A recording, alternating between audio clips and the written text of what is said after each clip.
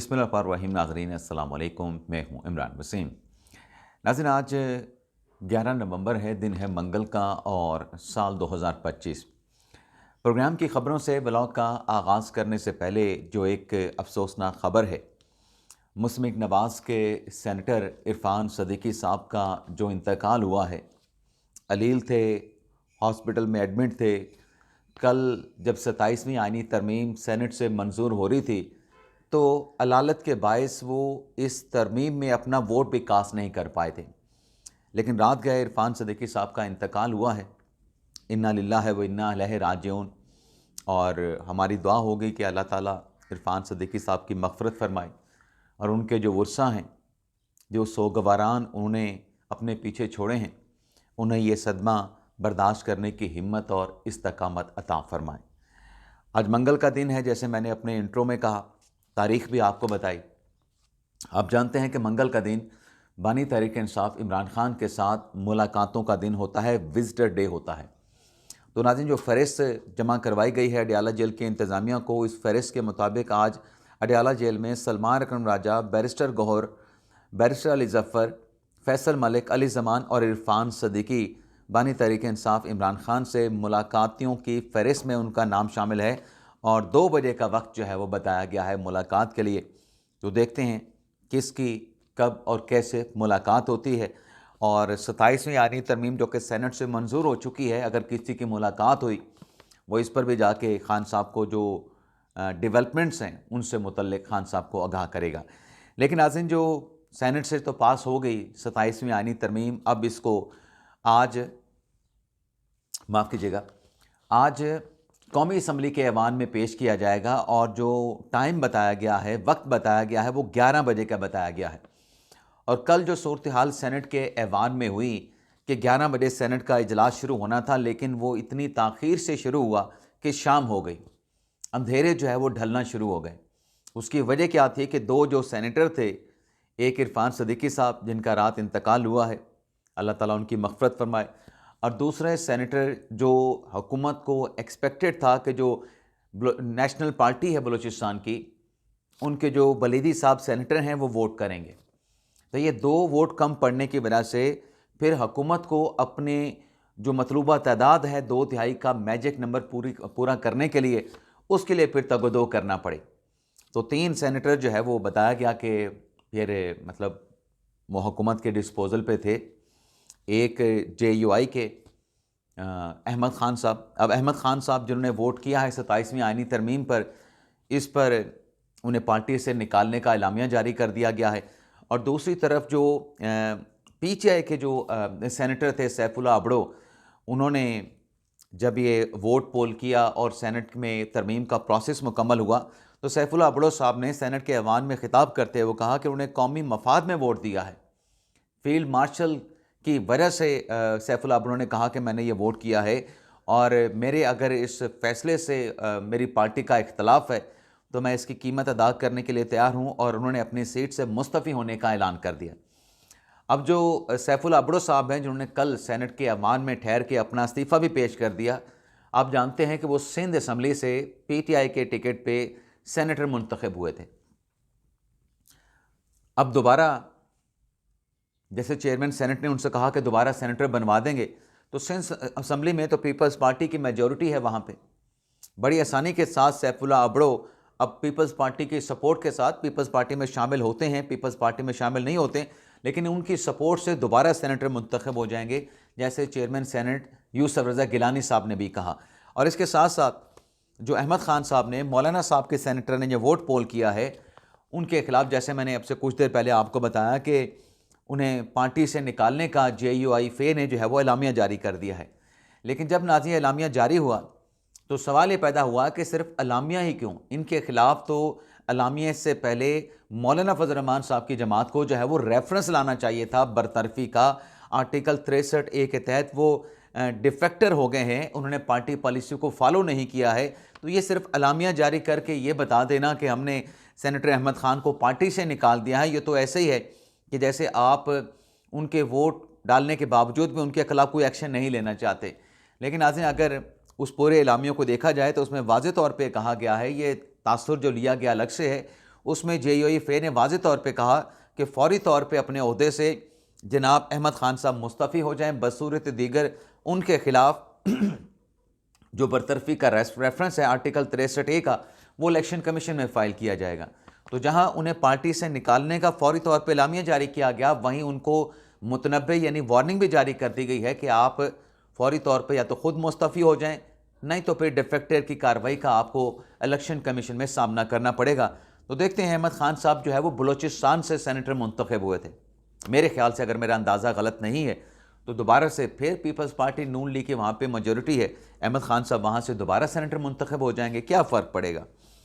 इसी तरीके से नाज़रीन, कल जब ये सेनेटर सैफुल्लाह अब्दुल्ला साहब टूट के जब 27वीं आईनी तरमीम में वोट कर रहे थे, तो सोशल मीडिया पे एक इल्ज़ाम जो है बैरिस्टर गौहर साहब को दिया गया कि उनकी सहूलतकारी, अब सहूलतकारी का इंप्रेशन या तासुर या इल्ज़ाम क्या है कि नाअहली थी, इनकी काहली थी, गैर जिम्मेदारी थी कि अपने पार्टी के लोगों को ये कंट्रोल नहीं कर सके। बैरिस्टर गौहर साहब को जो है फौरी तौर पे चेयरमैन के ओहदे से हटा देना चाहिए। देखें, जो लोग कहते हैं ना कि बैरिस्टर गौहर साहब को चेयरमैन के ओहदे से हटा दें, बैरिस्टर गौहर है तो आज पाकिस्तान तहरीक इंसाफ मौजूद है। आज अगर बैरिस्टर गौहर साहब खुद से इनके मुतालबे पे नहीं, या चले इनके मुतालबे पे या खुद रजा कराना तौर पे तहरीक इंसाफ की चेयरमैनशिप से रिज़ाइन कर दें, तो तहरीक इंसाफ बतौर पॉलिटिकल पार्टी वैसे ख़त्म हो जाएगी। कानून के मुताबिक जो PTI ने अपना कानून बना रखा है कि चेयरमैन है तो पार्टी है, चेयरमैन नहीं है तो पार्टी ख़त्म है। अब जो इल्ज़ाम बैरिस्टर गौहर साहब पे लगाते हैं कि इनकी सहूलतकारी या इनकी गफलत की वजह से वोट टूट जाते हैं, सैफुल्लाह अब्दुल्ला ने जाके 27वीं आईनी तरमीम में वोट पोल कर दिया है, वो ज़रा तहरीक इंसाफ का जो कानून है, जो कॉन्स्टिट्यूशन है, उसको पढ़ लें।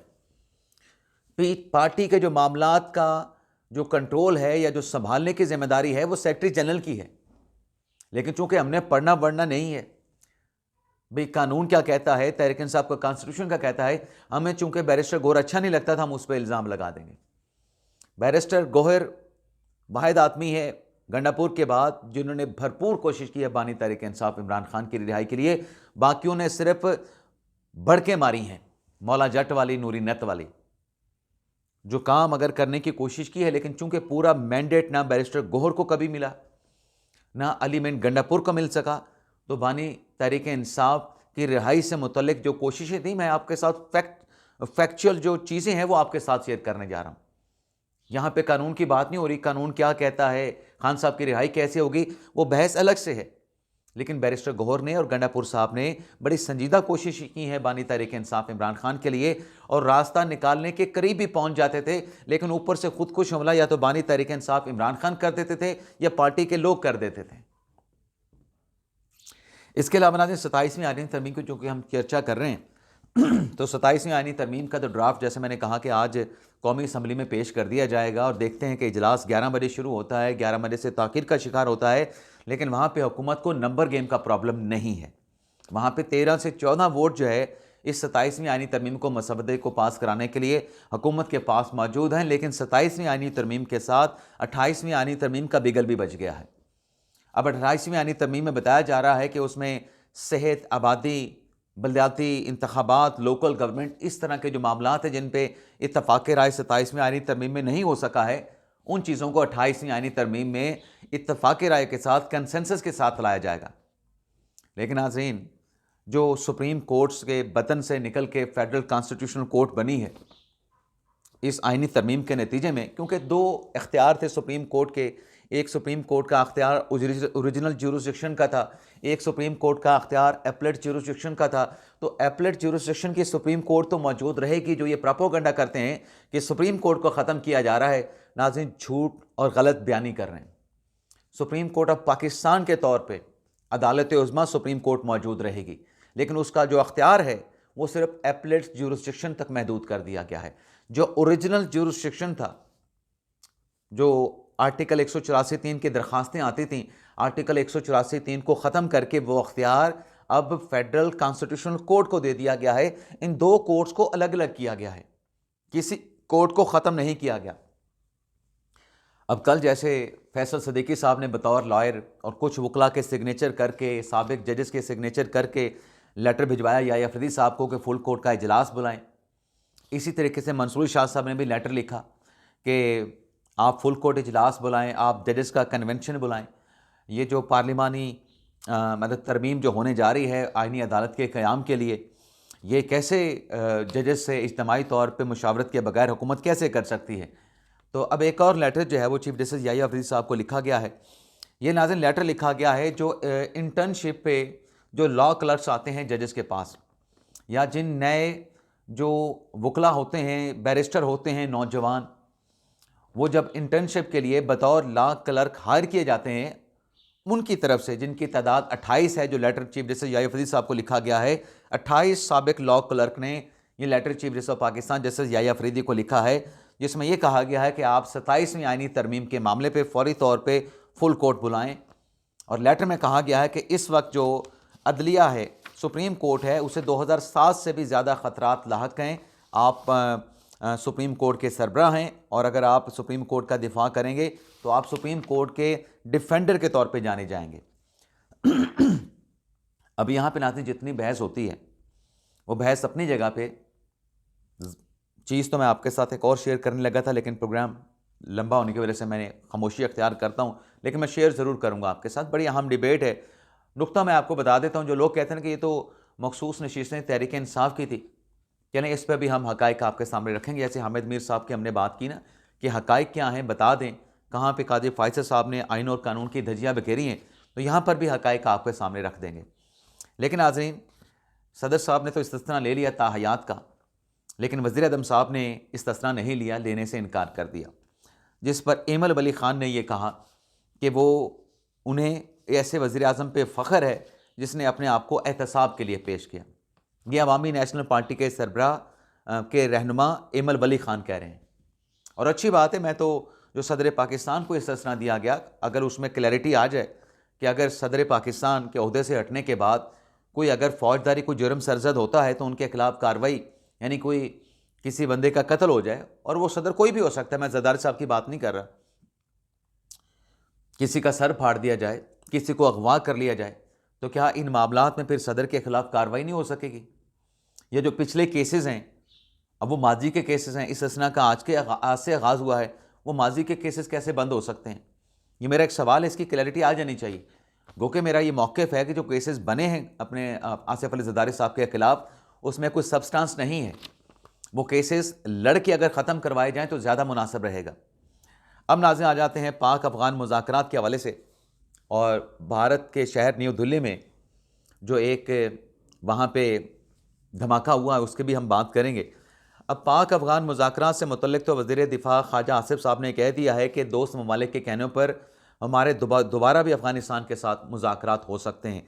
लेकिन दूसरी तरफ तुर्की ने अपने वज़ीर ख़ारजा, अपने वज़ीर दाखिला, अपनी उनकी जो तुर्की की सिक्योरिटी इंटेलिजेंस एजेंसी है उसके सरबराह को पाक अफ़गान जो तनाज़ा है, पाक अफ़गान जो कशीदगी है, उसको कम करने के लिए पाकिस्तान भिजवाने का फ़ैसला किया है। अच्छा, इसी दौरान जो एक डेवलपमेंट हुई है, जो एक अफसोसनाक वाक़या पेश आया है वो ये है कि फितना ख़वारिज ने वाना में जो कैडेट कॉलेज था उसको निशाना बनाया है। वाना कैडेट कॉलेज में दहशत गर्दों ने दाखिल होने की कोशिश की, जिसे सिक्योरिटी फोर्सेस ने जो है वो नाकाम बना दिया। मरकज़ी जो दरवाज़ा था उसे ब्लास्ट के साथ जो है वो मनहदम कर दिया गया।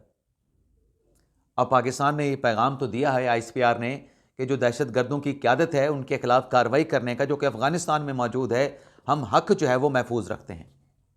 दूसरी तरफ नाज़रीन, इंडियन कैपिटल में जो ब्लास्ट हुआ है न्यू दिल्ली में, रेड फोर्ट के करीब, मेट्रो स्टेशन के करीब, जिसमें 9 अफराद जो है वो हलाक हुए हैं और 20 की ज़ख्मी होने की इतलात बताई जाती हैं। अब इसमें भी पहले जो इंडिया का अपना अखबार है हिंदुस्तान टाइम, उसमें उन्होंने पुलिस को कोट करके लिखा कि ये कोई ऐसा ब्लास्ट नहीं था जिसको सुसाइड अटैक जो है वो कहा जाए, बल्कि ये गाड़ी का सिलेंडर फटा है, बज़ाहिर ऐसा लगता है, क्योंकि ना तो जिस जगह पे गाड़ी में ये हुआ है वहाँ पे कोई घड़ा देखा गया है, ना ही बाल बेरिंग जो है जो होते हैं जो छरे होते हैं उससे किसी को नुकसान पहुँचा है। लेकिन उसके बाद अब खदशा ये है कि ये पहलगाम जैसा दूसरा एक वाक़या या जवाज़ बना के पाकिस्तान के ऊपर कहीं जो इंडिया है उनकी तरफ से इल्ज़ाम जो है वो ना लगा दिया जाए, क्योंकि अब ये कहा जा रहा है कि ये गाड़ी जो एनी शाहिद ने वहाँ पे बताया था कि मारुति गाड़ी थी जिसमें ये हुआ है ब्लास्ट, और 4 लाशें उसमें जली हुई। उसने कहा जी मैंने खुद देखी हैं, लेकिन अब उसको हुंडई बना के पेश किया जा रहा है। और उस गाड़ी को लेके जो बाद में मज़ीद डिटेल सामने आई हैं, जो कि क्वेश्चन की जा रही हैं कि फरीदाबाद के टेरर नेटवर्क्स का जो है वो हिस्सा थे। 3 घंटे गाड़ी जो है वो पार्किंग स्लॉट में जो है वो खड़ी रही, और ये गाड़ी ओरिजिनली जो है वो सलमान नामी शख्स ने ख़रीदी थी। उसके बाद उसने जब पता सलमान से किया गया, उसने कहा जी मैंने तारिक को सोल्ड कर दी थी, और अब ये कहा जा रहा है कि तारिक ने आगे नदीम को फ़रोख्त कर दी थी। लेकिन बहरहाल इंडियन जो मिनिस्टर हैं अमित शाह, उन्होंने आज इस मामले पे आला सतह का इजलास बुला रखा है, लेकिन कोई बात नहीं कि इस वाक़े को जवाज़ बना के फिर पाकिस्तान के ऊपर इल्ज़ाम लगा के इंडियन सरकार जो है वह पाकिस्तान पे जारियत की कोशिश करे। इजाज़त चाहते नाज़रीन, अल्लाह हाफ़िज़।